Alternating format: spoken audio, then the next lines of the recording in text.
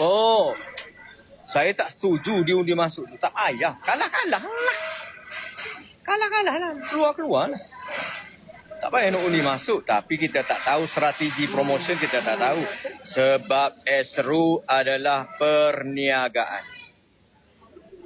Astro perniagaan. Dia tak macam TV lain. TV lain free. Astro kena bayar. Dia ada unsur perniagaan situ. Dia nak cari.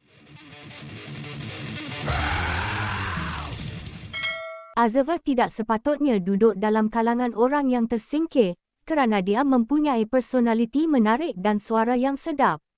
Itulah yang dapat disimpulkan dari kenyataan Amang Spring apabila bapa kandung kepada peserta Talk to My Manager musim kedua, Azeva Natasha itu mengulas mengenai penyingkiran Azeva pada konsert ke-7 program tersebut malam tadi. Menerusi potongan video live yang dikongsikan di akaun TikTok Dia A2 itu, Amang Spring tidak bersetuju dengan imuniti undi masuk yang diberikan penaja SKG kepada Azeva, namun tetap menghormati keputusan Astro sebagai stesen TV berbayar yang mempunyai strategi rating tersendiri.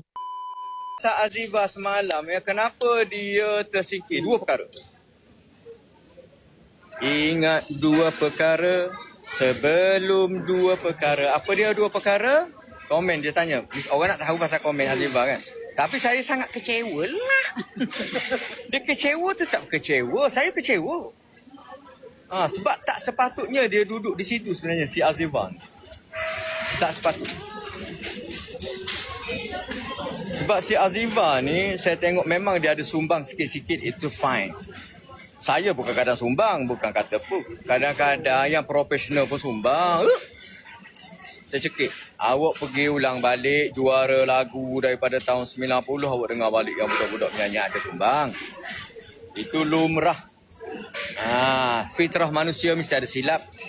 Fitrah manusia, mana ada manusia sempurna, tak apa, fine.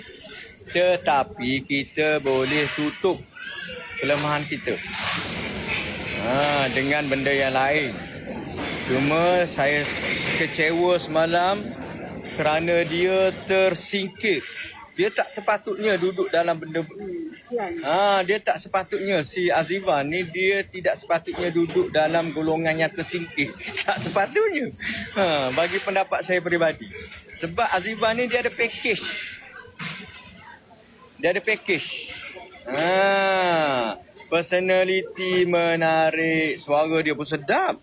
Azeva ni tone dia sedap. Suara Azeva ni kalau saya bagi tahu sebagai seorang insan seni yang dah lama berkecimpung dalam dunia seni, suara macam dia ni ada hanya beberapa orang saja. Hanya beberapa orang aja yang ada suara tone macam dia. Tak ramai. Adalah 2-3 orang. Tone macam mana? Suara kasar. Perempuan susah tau nak cari suara kasar. Biasanya suara halus lah. Biasanya suara halus.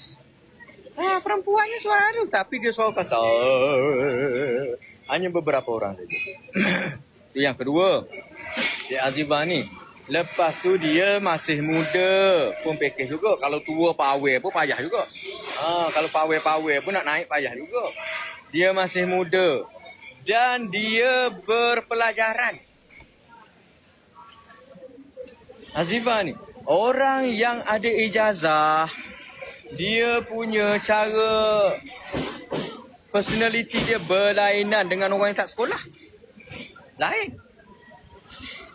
Orang tak sekolah sampai dah jahanam, lain cara dia. Orang yang lulus sampai SRP, lain cara dia.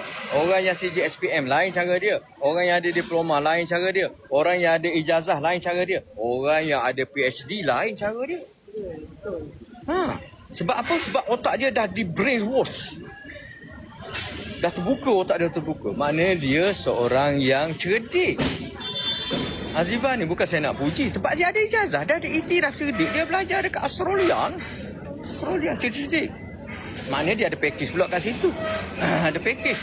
Cuma kesilapan dia, mula-mula lagu. Lagu tidak sesuai dengan dia. Itu mula-mula. Yang kedua, personality dia. Dua perkara. Dua perkara. Jadi saya harap kepada mereka-mereka yang berkenaan lebih peka lah untuk pada minggu yang akan datang. Sebenarnya sepatutnya semalam tak payah undi masuk, tak apa. Saya tak setuju dia undi masuk tu. Tak payah. Kalah-kalah lah. Kalah-kalah lah. Keluar-keluar lah. Tak payah nak undi masuk. Tapi kita tak tahu strategi promotion, kita tak tahu. Sebab Astro adalah perniagaan. Astro perniagaan. Dia tak macam TV lain. TV lain free. Astro kena bayar. Dia ada unsur perniagaan situ. Dia nak cari renting. Itu case close lah. Saya pun tak boleh nak komen pasal benda tu. Tapi sebenarnya kalau mengikut pertandingan, kalah dan menang adat pertandingan. Kalah dan menang ni adat pertandingan. Kalau semua nak menang, siapa nak kalah? Bila nama pertandingan, mesti ada pemenang, mesti ada pengkalah. Pengkalah dia ada. Jadi sepatutnya tak undi masuk pun tak apa. Kalah-kalah. Kalah. Sekarang kita mewakili orang yang kalah. Tak apalah. Case close. Case close. Begitulah cara dia. Cuma itulah kalau awak tanya, apa perasaan Hafiz Zaifal tersingkir? Kecewa lah. Mestilah kecewa. Kecewa lah. Dan saya rasa dia tidak sepatutnya menerima nasib begitu. Tak sepatutnya. Benda tu boleh elak. Tapi nasib dah menjadi bubur. Dan kadang-kadang kita hanya merancang. Tuhan yang menentukan. Tuhan yang menentukan. Kita hanya merancang. Mungkin